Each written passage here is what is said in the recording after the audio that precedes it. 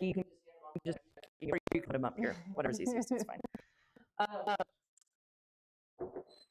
Okay, so a number of these questions talk about my dog doesn't like his nails getting cut. My dog is afraid of strangers. My dog,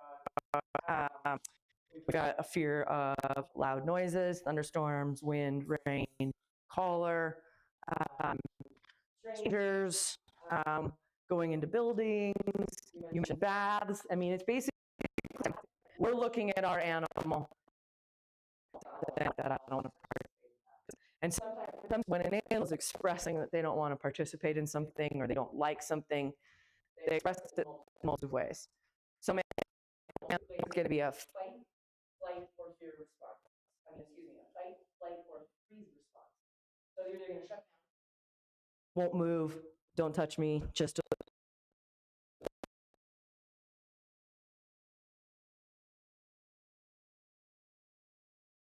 snarling, snapping, biting, if it gets to that point. All of that is an animal's expression of discomfort, fear, and anxiety around the thing that they're scared of. So just as a reminder, even if a dog growls or snarls, they're not being aggressive.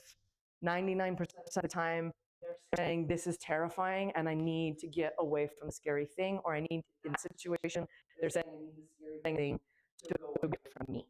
So in the case of like a dog who bites people, they're saying, go away. Typically, if a dog is biting, a lot of warning signs haven't been listened to. So a lot of dogs snarl, warning signs, snapping, you know, if we don't listen to those warning signs, into bite. Other warning signs are that we miss is dog when they're not signal.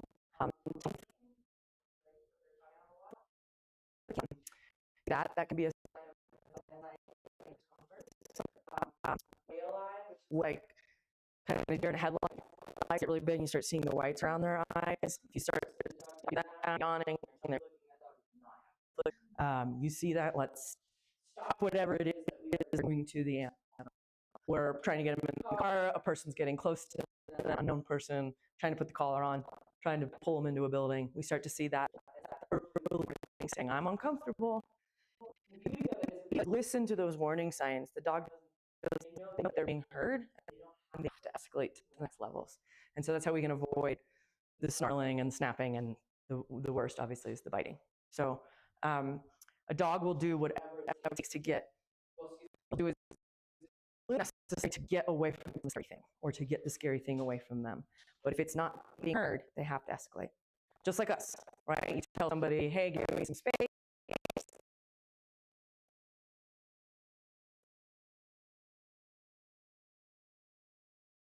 And unfortunately, what humans do is we escalate into knives and guns, physical assault, right?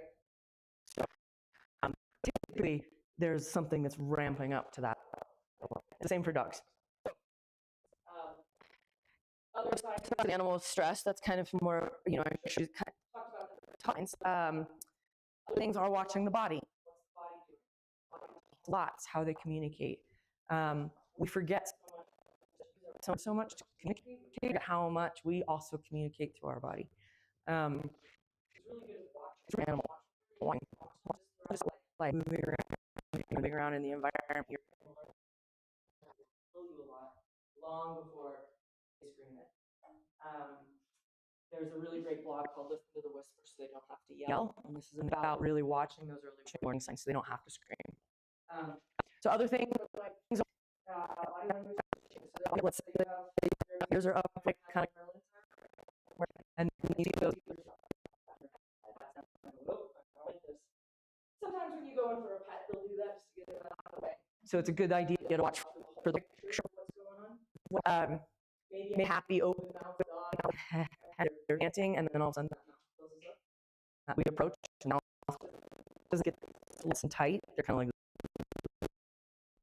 like body stiffness. Their body will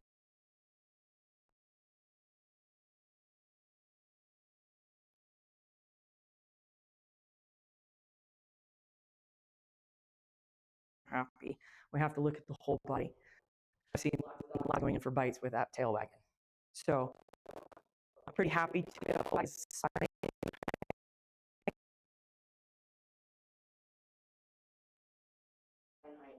for the dogs who have sticky up tails, as opposed to like really rapid, it's kind of more of a soft, loose.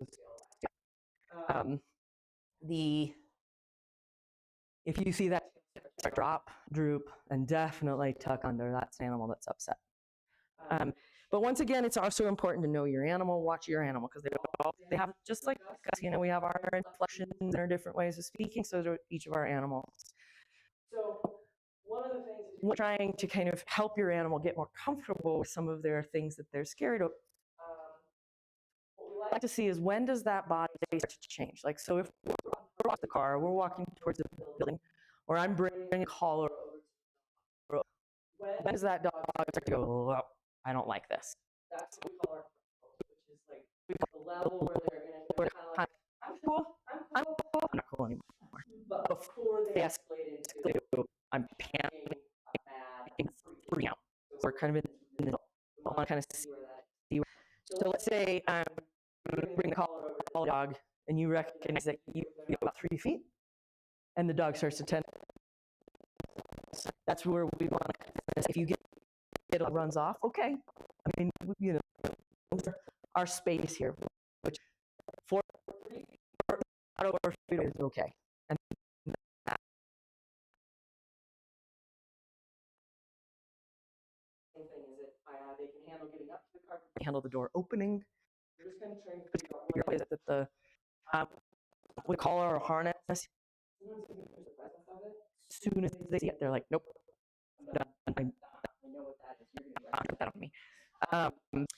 So that's what we're trying to figure out, where is our spot. And that, for some, it may be like with the car, it may be I see the car 500 yards away, and I'm absolutely not. As kind of overwhelming as it sounds, that's where we start. Because we try and start where the animal's in a panic, really in place when they're in red line. If you're in this terrified, freaked out mode, you're not processing, you're not learning, you're just trying to keep yourself safe. Okay, so we don't want to work in that space. We're under that space. So currently, I'm kind of showing you, we have the stimulus, and the dog has an emotional response. I don't like that. However they express that. So if we want the very basics of helping an animal become more comfortable with something, is the technical term is called classical conditioning and desensitization. That's the classical term. If you love, this is what he studied, Pavlovian. But you don't need to know that. I'm just putting it out there in case you're familiar with the term. It applies to humans as well. So what we're looking to do is we want to change this whole sound to more of a happy, right? That's what we're looking for. So the way we're going to do this is that we have to, currently they believe that these stimulus predict something negative for them. That can be in their brains, it's I'm going to get hurt, I'm going to get killed, something bad's about to happen. And that's whether we don't, it could be that we've never done anything bad to him and nothing bad has ever happened. We don't know. The why doesn't matter. Why does my dog feel like this? It doesn't matter. We're going to approach the process exactly the same way if we have the why or not. And so we're going to start showing the dog that these things start to predict really things for them. When I say good things, just is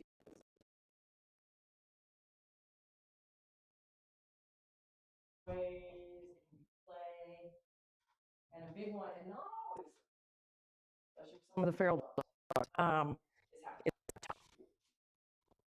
Dogs typically really respond well to happy talk. Some ferals will get a little too loud if they're like, too much. We can still higher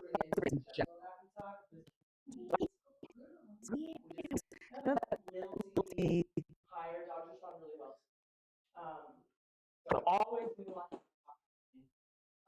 and then depending on what our dogs are into, food typically is the easiest to administer. But so what happens is basically through this process is they start to realize every time I see the car, every time I see a stranger, every time I see that collar, every time I see a building, food happens, happy talk happens, nothing scary happens. I don't get put into a situation where I'm having to panic, bite, and growl, and snarl, and scream, please, please, please stop. They're going, well, what's that scary thing?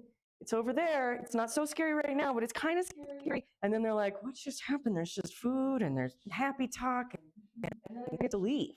And they go, oh, not so. And we repeat, and repeat, and repeat. And what they start to realize is that, you know, approaching a building from 10 to 10 feet always predicts me getting food. Nothing bad has happened to me, and they start to make it. And what you'll start to notice, let's say it's 10 feet away, the building is an example, is what their threshold is. They start to walk up 10 feet and they go, hey, human, and you can actually different wag tail. You start to all know the like I know, right? That's not they learn bag predicts, and so they go, hey. So that's what we're looking for, is that relationship of building now means the food. When we see that, then we intensify. So like with Claire, since just even doing this mechanics, absolutely not. Don't want to see that. What you can start with is dog in the other room. He hangs out the back a little bit. So what you can do is while they're in the bathroom, or while they're in the yard, or while they're in the other room, or inside, put this out, you can take the collar, just stick it on the ground, sprinkle treats around it, and you exit. And then we let the animal come out. And they're going to go, what's that thing on the ground? It's different. And then there's food. You can also, if the dog needs just to help it out, put circles around it. So they don't actually have to even engage with the collar. They just can kind of come out like I see it's over here, but I can eat this food here. If they're willing, we're learning that threshold. How close are they willing to engage with the collar? Right? And you just keep repeating that, until they're like, woohoo, the collar. Then we move into once the dog's like happily food and totally got it, we start including ourselves in the situation. Because a lot of times, just as we get near the collar, they go, no, it's not just about the equipment, it's about the human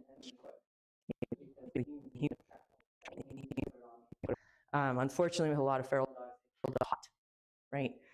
So they've been trapped, they've had a leash on, etc. And so, and they know the back, right? So, trapping, situation, scary. So if they can handle this, then the next step would be like a kangaroo pouch sweatshirt, or maybe put it up underneath the jacket.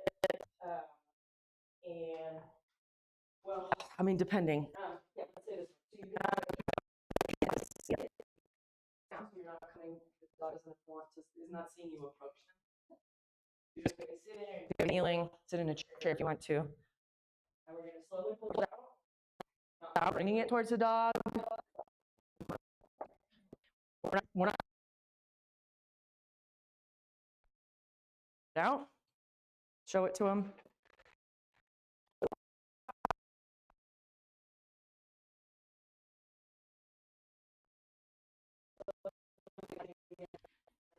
Food and happy talk stops.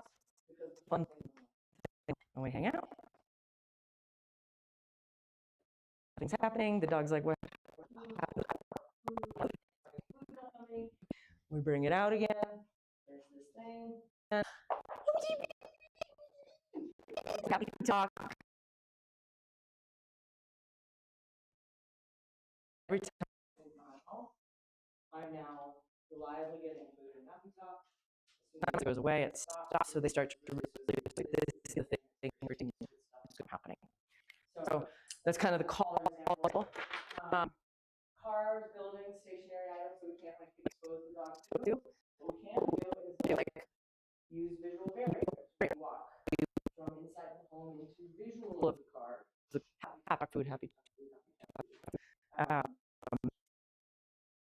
With things that are like stationary, what we don't want to do is try and lure the dog. Come on, get closer because we're putting the dog in. Because they're like, I want food. They don't want to get close to the scary thing, and they're like, ah. And so we let the dog choose with its feet how it wants to be close. So we can walk up. There's kind of some nuances here. It's even better behind the dog. Show you how it wants to get close to the scary thing. Happy talk, feed. You can feed down, do the hand feed, scatter feed. They're scatter feeding because that's also utilizing their nose, and also sniffing is great for stress relief. So scatter feed, and then cool, just keep happy talking, feeding, and you'll get visual again. And we take the dog, we hang out for a little bit, similar to like hiding the collar, and then we bring him back out individually again. Happy talking, feed. Things with cars would be just getting, slowly decreasing. The next step would be we're pushing a car and now the door's open.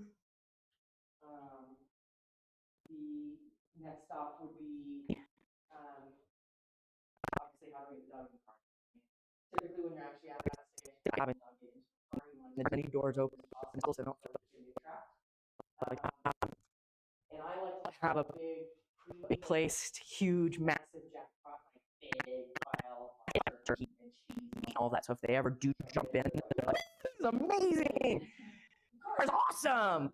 And so every time we want to have that pre-prep, so they can a huge reward. So what's doing is we're showing them that this now predicts, right? And through repetition, we start to change how they feel about it because nothing bad is happening, only good things are happening. However, for this to work, a couple of things need to happen. Bad things can't happen, right? So I know life is life, and it can be hard to control our, but as much as possible, we want to avoid putting them in situations to send. So we want to avoid having people too close. We want to avoid trying to get them in it's not all possible. But try not to put the collar on them. So as much as we want, as much as we can, we want this to always predict good things at the level they can handle. If you find yourself in a situation where it's an unavoidable exposure, too much, and we know it's going to be too much for them, nothing we can do about it. That's a big one. There are multiple bets. Make sure it still happens. A lot of times, if the dog's over threshold, they won't eat the food because they're too freaked out. But we still want to have it offered. We still want to offer them, even if it's 5 minutes, 15 minutes later, we still want that food to be available for them. And not be told.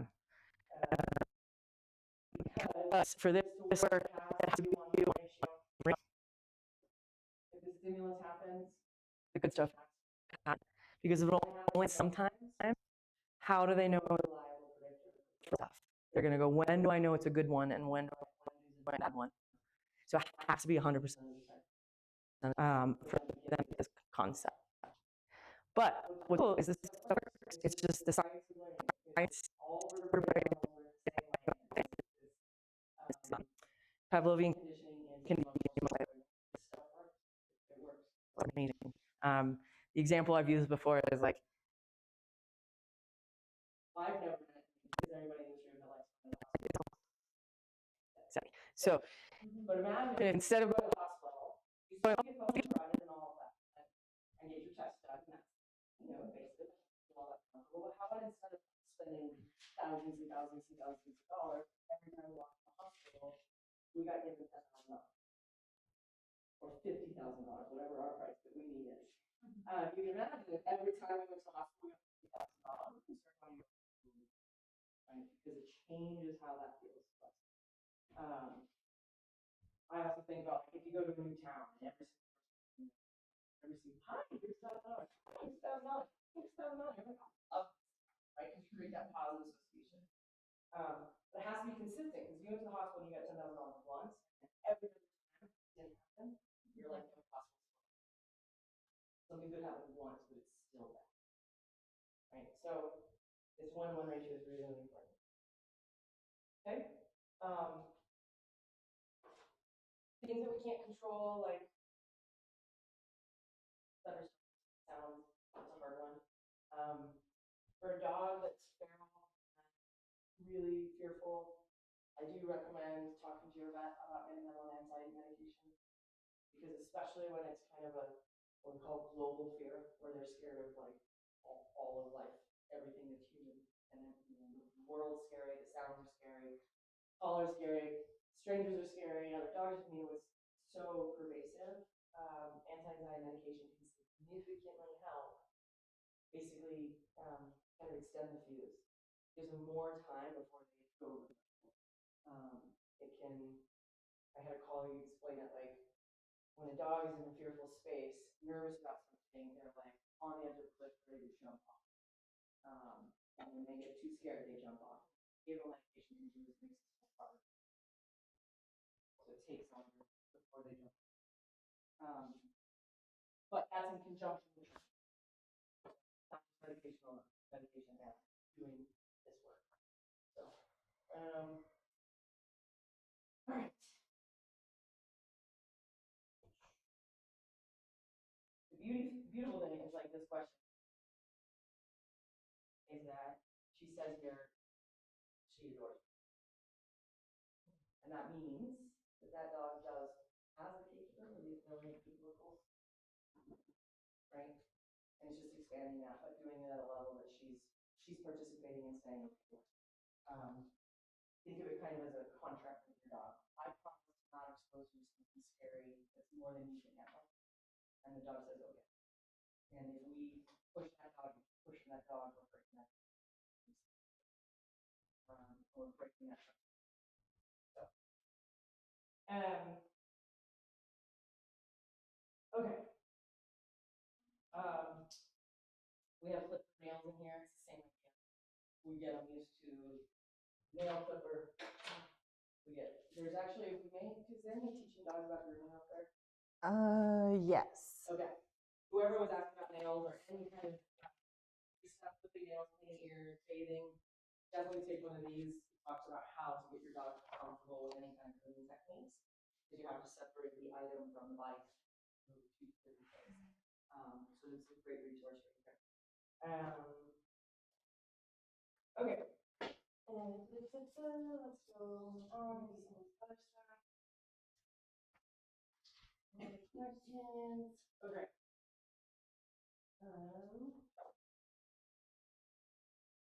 Yeah.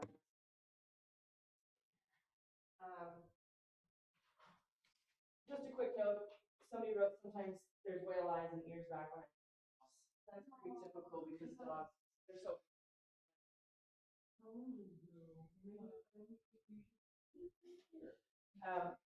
The best thing to know is if there's how much that anxiety extends is to put a camera on them when they leave and see they bounce back and say, all right, I'm gonna go chew on my shoe, or I'm gonna take a nap, or are they like playing the door, or they crying, pacing, and does that showing of a slight anxiety continue once the food's actually gone, or is it just in that process of leaving the door? Do they bounce back? If they don't bounce back and they do extend that anxiety, call me, because now we're dealing with something that's a lot bigger. It's a big topic to cover in this. All right, let's talk about high energy, jumpy, approaching dogs really fast. We've got a couple questions here, which is how to keep the dog calm with people and other dogs. My dog still jumps up when he sees people, and people who are not dog people sometimes get scared. How do we approach dogs calmly? Why does he chase? Dog likes to chase the cat. So a lot of these actually can be summed up in similar response. So to behavioral learning. So one thing, because I did see in here that there's also and barks at people when they enter the home. Number one thing we want to make sure of if the dog is jumping on somebody is whether the dog's upset by the person or if they're happy to see the person. Because if they're upset, barking, person get out of here, we're working in the process of trying to who's biting, like it's really wiggly, and we see that tail, and they've got a droopy face, happy rolling tongue, and soft eyes and soft ears. Then we know the dog's happy to see the people, but it's just jumping at them, which is very common. Dogs like to jump because we're vertical and they're horizontal, right? They want to get up to our face. Licking is a greeting behavior. Watching them on our face. We want to get to our hands, you know. So one of the best things you can do, and this is something whoever's asking about jumping, your dogs jump on you. No? Yeah. Mine jumps on me, is happy to see me, but other people, it's get out here. Okay. Unless she knows them really well. On that note, if it's not, does he with unhappy calm down very quickly when he's She trained? does now. She's used to that. Okay. She used to growl and. So one of the things you can do if they're still kind of breaking, just see this is a good test. Because standing people for a scared dog is really overwhelming. So you can do one of two things, which is put her away, bring her in, and sit them down, and then have her in. Because the other problem with scared dogs is that we're entering their home, and they're saying go away, and we're coming out. Yeah. And I've so been asking people to just, I say, don't look at her and calm down, and that has helped a lot. okay, that's great. So one of the things you can do is to always have food available when somebody shows up, and you don't even have to hand it to them. Toss food on the ground away from the human and see if she'll go for it. Because what that does is also moves the dog away so the human can enter the building without her feeling she's being blocked. She's getting the positive association.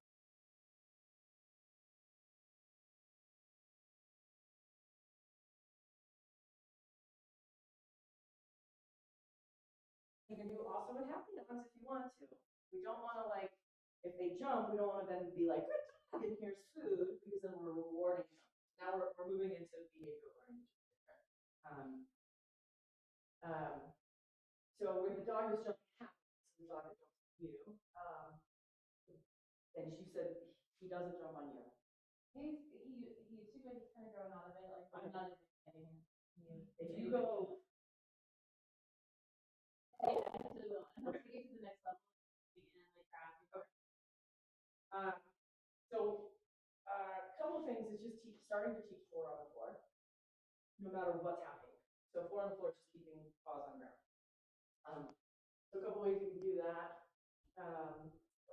and that's just starting. Having kind of sit you can do that as well, but sometimes it's hard for a dog to hold a sit when they're super excited, and so just even asking them to 4 on the floor because they can still move around a little bit, but just not jump.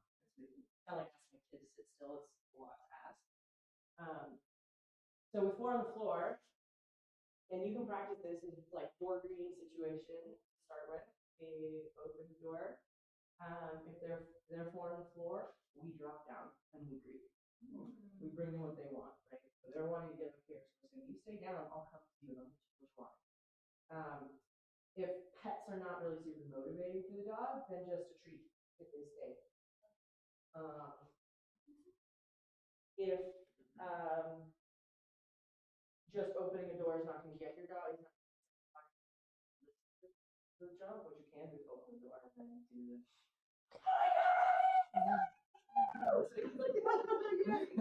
And it stays, we give them that love, or we give them a cookie. Okay? We open that door, they start to jump. Okay, we close it. Oh. So what they learn in that process is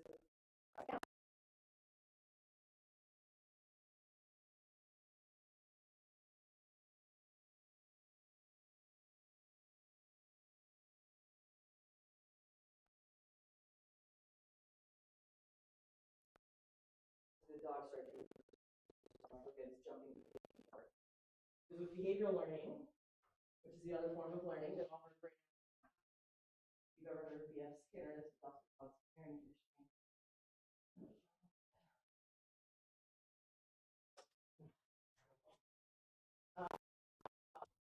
dogs do what works for dogs. They're not working for us. They're not doing it out of some desire to please. They're just like, what's gonna get me what I want? And we're the same way. It may seem like they want to please us, but when we're happy, we give them pets and love. They do enjoy working for people workers for dogs. So behavior gets them what they want, food, attention,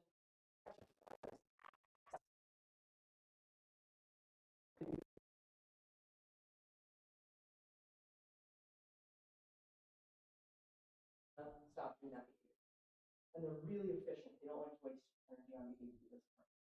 So, and they're super smart.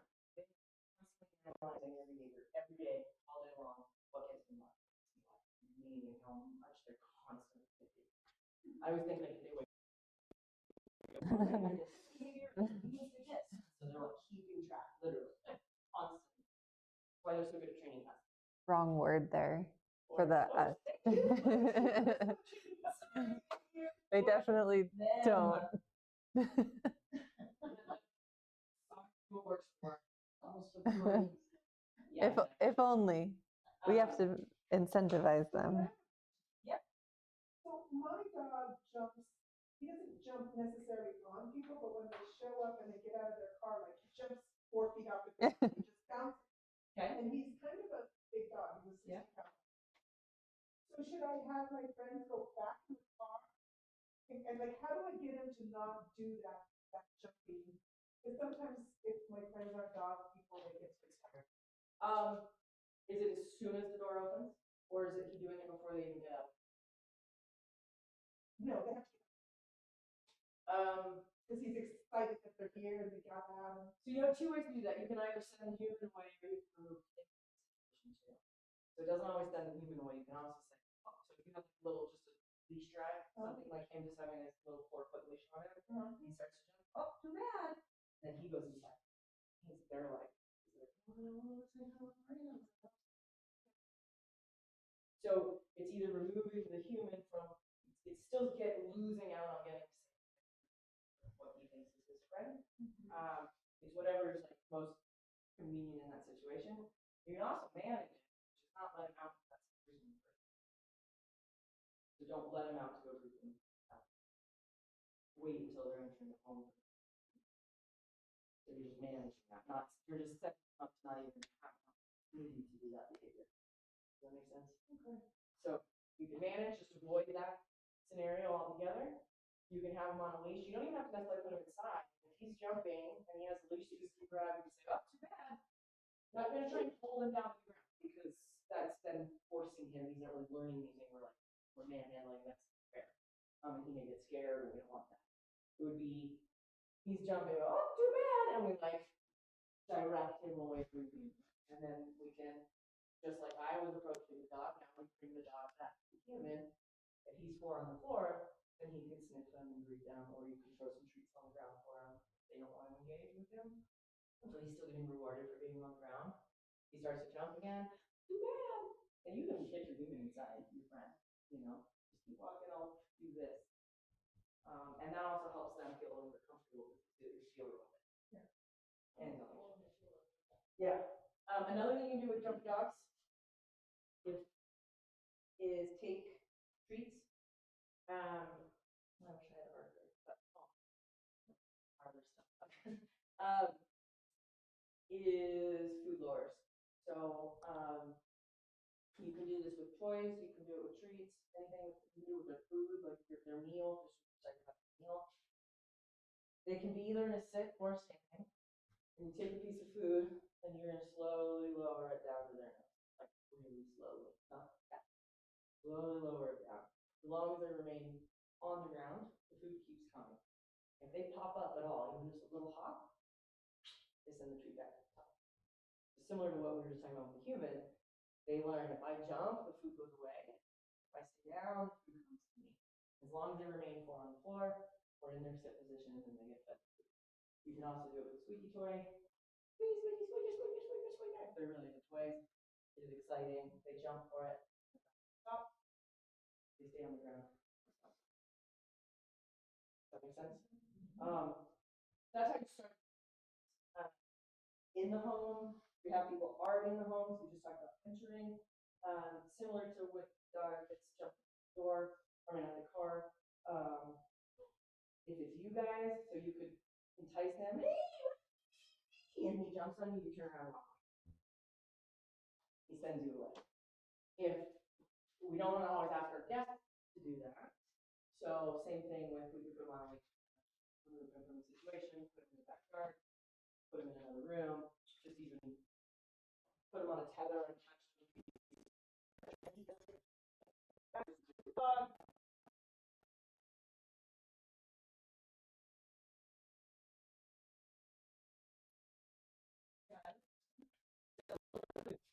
Repetition, repetition, repetition. We don't want it just to be that that's it, you don't be saying. So it would be him. Because I think he jumps on them in the house. He jumps up to when they're in the house. Yeah. He just so. And so same thing is you can either tell them to walk away, but that's, we don't always want to have to remove it. Yeah. So it's losing out. I don't get to use it when I do this behavior. Alright. But we have to make sure once again, this type of learning is when an animal is not. They're not in the head. My dog, I can't even get a collar on her. Yep. Or a leash. Yep. I can't, I mean, she's feral. Yeah. Yeah, and she's bitten two people because they've been too close to me. Okay.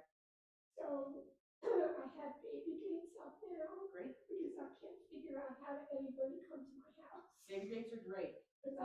Yes, baby gates are fantastic because that way you can kind of usher her without having to leave her, right? Without having to fall on her. You can't, and that's not fair to her because she's not comfortable with you yet. So if you put her behind baby gate, especially if there's a visual where she can't Visual. she can't see them. Well, she can see them. Is there anywhere to get her into a room where she can't see the human? Well, she goes and hides in the bathroom almost all the time. Okay, that's her safe space. Yeah, because it's small and it's dark. Yeah. And she'll go, I mean, when somebody comes over, she barks, bark, bark, bark, and then she runs in and she'll either go into my bedroom. So what I would think for is get her away from the door. So get her behind a baby gate, if that's what you need to do. If visual, better if there isn't visual to start with, but we work with what we got. So the baby gate at least allows the human to enter the house without needing to be close to her or close or worried about you, so that they can get in, we can get them settled, and we can either just not deal with it, and you don't want to do any training, you just have them separated and not worry, or the human's sitting there and she's watching it, and we just have to talk to people. If she chooses to run into the bathroom, then we let her be in there, and she does that, and she's fine. But that physical separation, one, we're preventing situations where fighting about to happen. Two, we're setting her up for better success because she's already separated, not as close to the person. People entering the door, that is a lot for an animal who's scared. Because once again, they're just saying, go away, go away. And we just keep coming. And then they go, no, I was trying to tell you to leave me alone, and now you just keep walking into me, and that's when we fight. Also with the collar thing, the moment I touch anything that's unusual or different, she runs. So, I mean, I don't know, with the collar, I'm just trying to think of how I throw food. Well, we're going to start with it without you even in existence. Remember, we're going to put it on the ground and sprinkle food around it. Oh, that's right. Yeah, so start with that. So she starts to get used to it. And you can get out right from your dog does, that she knows that she's freaked out by. Based on all of this, I mean, I'm going to just reiterate once again, medication can help her. I know, but I can't even get her to go to bed. That's true. Yeah. I mean, there are mobile vets. Yeah, it's no Heather. I'll see if I can find her information. Yeah. She won't even, the vet won't be able to get longer. But that will be a good indication to the vet that she could benefit from those meds if they're clearly not able to assess her. Yeah. Do you have her information? So, Okay, I'll see if I can find it. I wanted to reference Rocket running up to other dogs. So she's talking about her dog rushes other dogs on the trail, like in a joyous, I want to play with you, but the other dog goes, especially the big and the cornful. So one, similar to what we talked about with the car, we can manage, see where the leash to start with. Until they're a little closer, and then we can drop the leash and let going around. Hold it a little and running all the way. However, I can also, when I say off leash, because if they're off leash, he needs to be off leash too. And so you don't even have to take him off, you just let go. On leash, off leash, you can go really bad anywhere.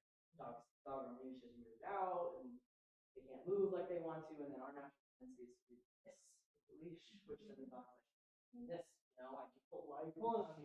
So I'm worried. So if we're doing that, we want to make sure we drop. So that's with management, and that's what you can do in the meantime. Avoiding. So if you're in a street situation or a park situation, just give them some space. Maybe we don't get to say hi to that dog because it's sweet. You can also manage it if you have really high value delicious yummies that he's really into. Just get him focused on you as you approach the dog. Just keep focused on me. Good. I mean, if you're having a loiter, in this situation, it would be like driving him, just focus on the tree, focus on the tree, focus on the tree until we get that distance, and then we can say, okay. So, because what happens is once again, dogs will work. So if he's rushing and pulling and barking, lunging, and then he's lunging and pulling. Right. This is kind of management stuff. Don't you think that certain really helps? It does. She's talking about James Bernard's training, just where we introduce dogs to each other, especially unknown quantity. But this is more like when you're out on a walk, right? Yeah. So it's kind of the unknown dog, you're on a walk, and you got to. Don't you think the circle training helps prevent Not necessarily. problems when you're out walking on the trail? Not necessarily, because the dog knows that the she's running full speed up to the dog is how he gets to say hi. Circle training doesn't emulate that. The free, straight crossing. Does that make sense? Because when they're meeting another dog on a trail, meeting circle training is very different style of meeting. Well, it's fine, but it gets them used to a strange dog. Yeah, but her dog loves other dogs. So Too much. he's just too much. He's like, my friend! He runs up. Yeah. Jane Gerard's circle training is fantastic. Highly endorse it. If you're not familiar with it, we've had a dog that's not comfortable. And you're trying to get them more comfortable, or you don't know, and you're trying to discover if they're friendly with other dogs, or they're kind of in the middle. The circle training is a great, amazing way. It's on her website. You can check it out. He kind of loses his mind. He can't think clearly because the hair got food. Okay, I had a feeling. Yeah. The dog is more important than anything you have to offer. So this is where teaching an alternative behavior in a controlled environment, start working up into that would be really helpful. Using the circle training in that kind of phase would be good. You don't need to use it, but you can. So teaching alternative behavior, basically teaching him to do something else, but we have to train that behavior really strong before we can ever work in that type of environment. A lot of people will like do it at home, it's kind of good at home, and then they try it in high intensity environment. He's stubborn. So no, he just doesn't know how to do it in that. Right? He hasn't been taught that yet. It's like, okay, I just learned how to get my training wheels off my bike, and now I'm gonna go to the office and go bike. That's not gonna go well. Right? So we have to just like learning sport, we have to slowly progress into more difficult situations. It's the same for our dog. And on that note, basically, the dog is not doing something that we want them to do, and it's not upset, and it's a happy dog. That's on us. We haven't trained him for that situation yet. Or we don't have a big enough motivator for something for them to work for. So it's always what we call a what problem or a why problem. The what problem is if they're willing to eat though. motivator and take the motivator half away, then they're going, I don't know what you're asking. We haven't trained it well enough for them to understand what we're asking. If we offer the food in, like in your situation, he's like, I don't care about, I want to get here, then he's got a wide run. I would. So we have to make sure that behavior is really strong. So when I say redirection behavior, I'm talking like, what kind of behaviors does he already have? Like, you train with? Oh, he's good at, like, he knows how to feel, and Okay. he knows sit, and he knows stay. Okay. Not necessarily when he's high intensity Yeah. Does he situations. have any like contact or leave it or a touch or any kind of like focus direction behaviors? I don't know. I try to tell him to drop it. Yes, yeah. So those like look at me's, hand targeting, like touch or leave it. These are behaviors where basically it takes the dog out and instead of focusing on that, you turn your attention to focus on me. Okay. So one of those, you don't teach them all. Just kind of that's why some dogs have a version of this. The idea here is it's a concept. Right? You focus on me instead of whatever's out there. You have to start that thing at home. No distractions. Once he's getting home with it, then we have to move to the next level, which is doing it like in your yard, in your driveway, where we're now outside, and there's no distractions. We're not in the home anymore, but we're still learning the behavior works in those conditions. And then we start on like, let's go on a walk and practice it, but not around people, but now not at the home environment. And then, okay, let's start trying to do it with dogs at 300 feet away. He's good with that. Let's try it with dogs 200 feet away. And this is where like the circle training can come in, because if there was a dog in the circle, I mean, you don't have to do the circle, but you just kind of start to expose him to the higher animal, working up to the final of we're off leash, we're on. And that's the master level. Do you have a follow-up question? Yeah, I'm sorry to backtrack. No, you're all Building that we do regularly, it's rare, so is it worth it going back to that same building? How often do I repeat it? Once a week, once a day? as often as possible. It's not someplace I'm even. I mean, you can also choose different buildings. I mean, if there's a particular building you need him in, then work with that building. Yeah. So, just start driving to that. Oh, no. But the thing is, you can only do it once a week. As long as you have that 1-to-1 ratio, he's gonna learn it.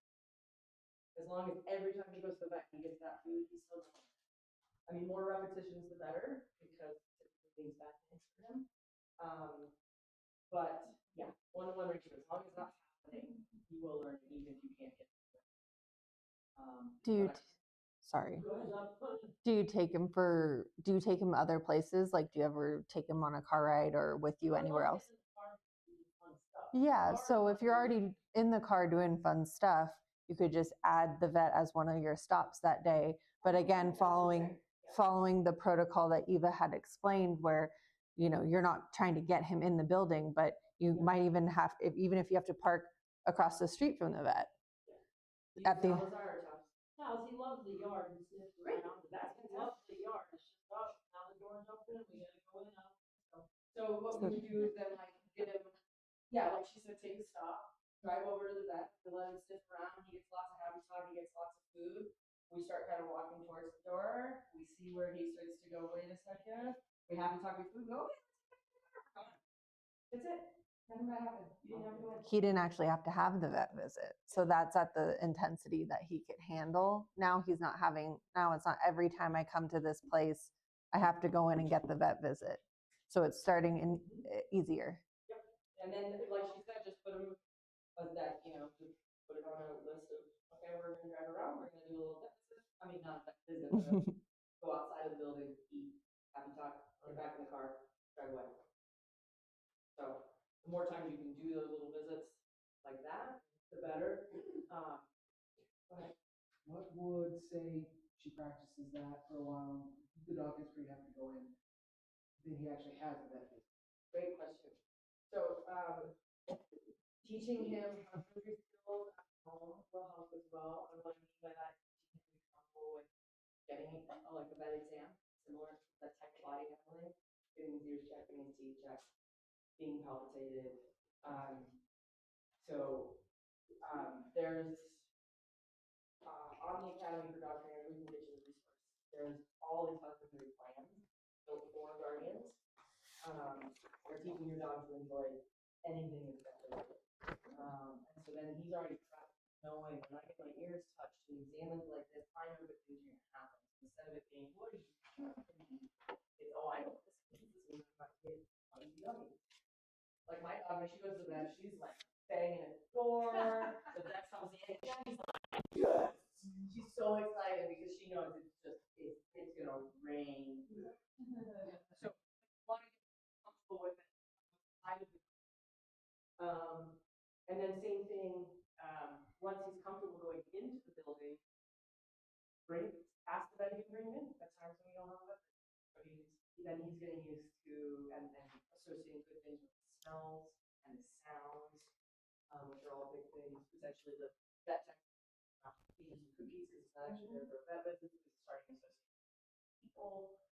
But we would have to work out. That's our hard one.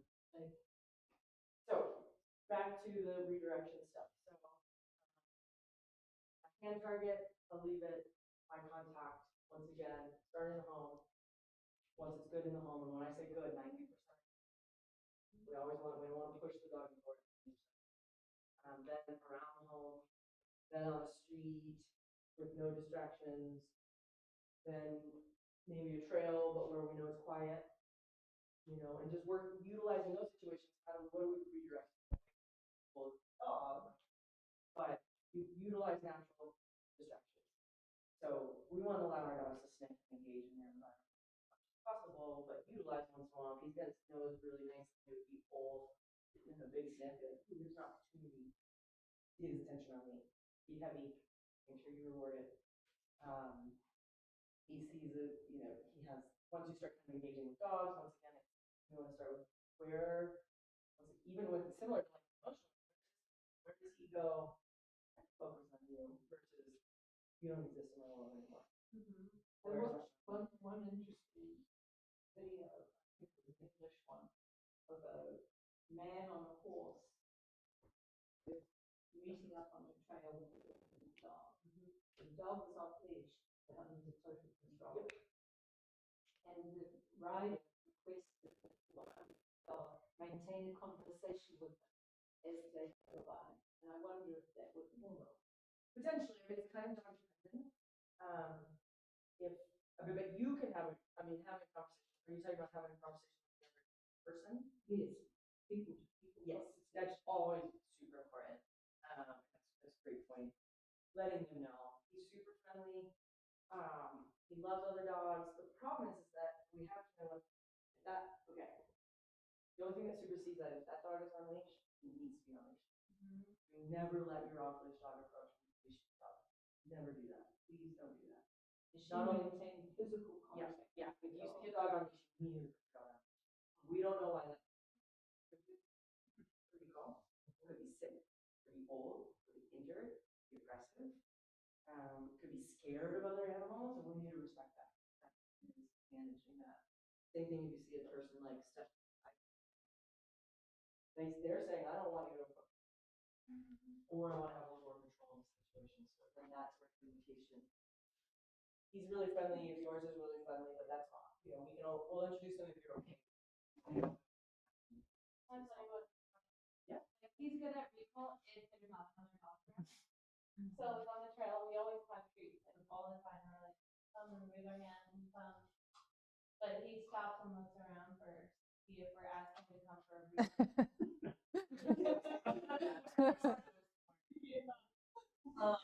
And so that shows you that you ever recall when there's not. Yeah, all the time. When there's not other. Yeah, a lot. Okay, so you do But practice. he's had it happen 3 times where he like missed his opportunity with that dog. So if it's a dog that's friendly, you would down the line, we ask for behavior and instead of just feeding him free, we release him and the dog. So it's like it's not always that you don't get to say, focus on being and you can't be affected. But if it's a situation where you can say, forget the treats, that's what you want. And you could practice that with Okay. Bear Yep. because that's an easy one to start with. So it's kind of this, we want to train for a situation, not in a situation, right? So you utilize controlled read situations where you can answer that redirection and he gets the that kind of psychology is kind of the concept of like when you're a kid, your parents tell you like eat your broccoli and then so it's like do the thing I want you to do and then you get access. You get to do So like they love to run at each other, but if they're not allowed to run at each other, they like drop and will twist around and like So start with one and farther. They have to separate again. yeah, so if they're just like totally curious and can't redirect, we're saying this is work. We need to make it easier. How do we make it easier? And in those situations, we don't want them, we're not having them rush. We're going to just feed them food until they get a little stronger, until they get a little stronger. Once we're close enough, then we can say free, and then you just release and allow them to go do whatever they want to do. But you're letting them do that, right? So it's like, do the thing I need you to do, eat your broccoli, and then free, or whatever release cue you have for your dogs. It's good to have a release cue where they know, like, I'm off the hook. I'm free. I get to dog. I don't have to do the things the humans want me to do.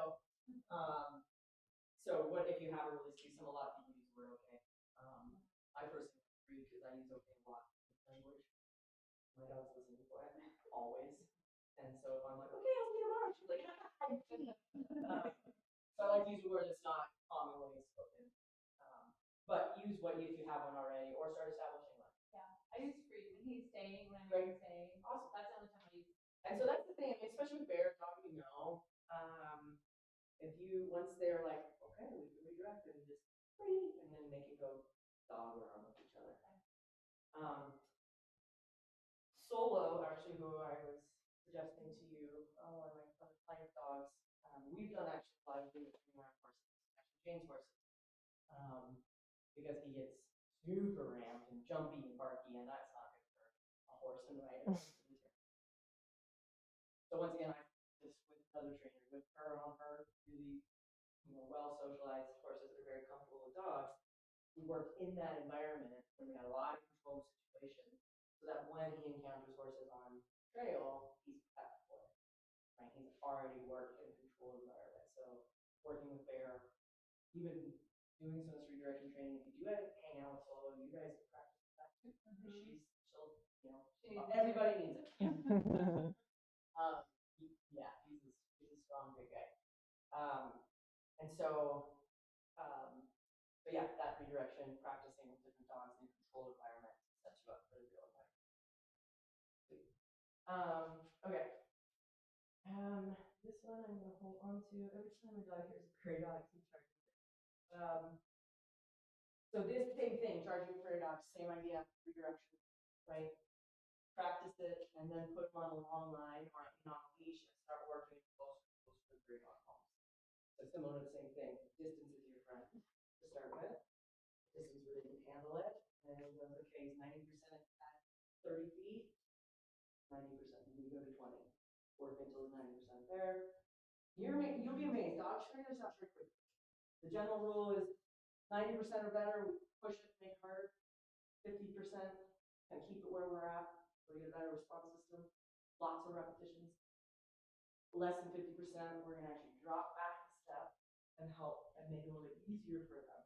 If we're only getting a 15% success rate, everybody's getting frustrated. Dog is not getting enough like money per time that they're putting in for learning, and they're getting, oh, I don't want to do it. Done. As far as the prairie dog goes, though, because the prairie dog often be a half acre to an acre away, and he flies. And it's the sound.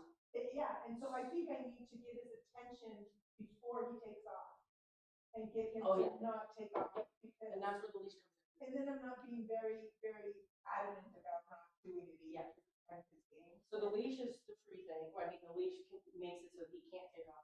Yeah. If it's the sound, you can also try to press the phone or put it on your speaker system. So you just like press play and then redirect. Press play and redirect. That's the trigger. Some dogs fall for it. Some dogs are like, don't It's not so much that he does it, but he's starting to like really trash his nail. Like he'll trash active nail, because they'll be ready to go fast, and they don't fly into a rock, and so it damages the spot. Yeah. And so So that's. it's how do we make it easier for them? Like, how do we set them up for success I around need that to- environment?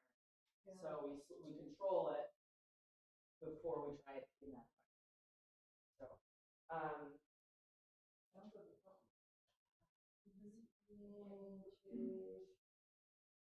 Can I ask you a question? Yeah. So, this is Chico, and I have 2 other dogs. So, I must have to put them outside, so that. do you have a yeah, because otherwise they're gonna just go. Be a little more isolated. Or you can have them, if he's more confident when they're around, you could also maybe have them on leash, you know. But then you're there, yeah, I would just to start with, because we want you out of the situation, just go outside. Put them outside, set it up, and then you go outside with them. And then if he's handling that, then maybe you could have you with them on leash in the same room. Or the baby gates, because you said you had baby gates. Great, yeah. Yeah. You could just put them behind the baby gates and release him to go Chico out. Yeah, good call. So I gotta wrap up here, and I know I didn't touch this food aggression for foster dog. But I do want to address it. So we can release other folks, whoever's this is, just come by here as soon as we're wrapping up, and I'll talk to you. We've got this kind of thing is actually pretty easy to handle. So, and I've got tons of research. So, but yeah, we're at time. So whoever's this is. Thank you. Yeah, and then. Who had the nail trimming question? I mean, I think a lot of people Okay. use grooming stuff. You had, and then this, what I wrote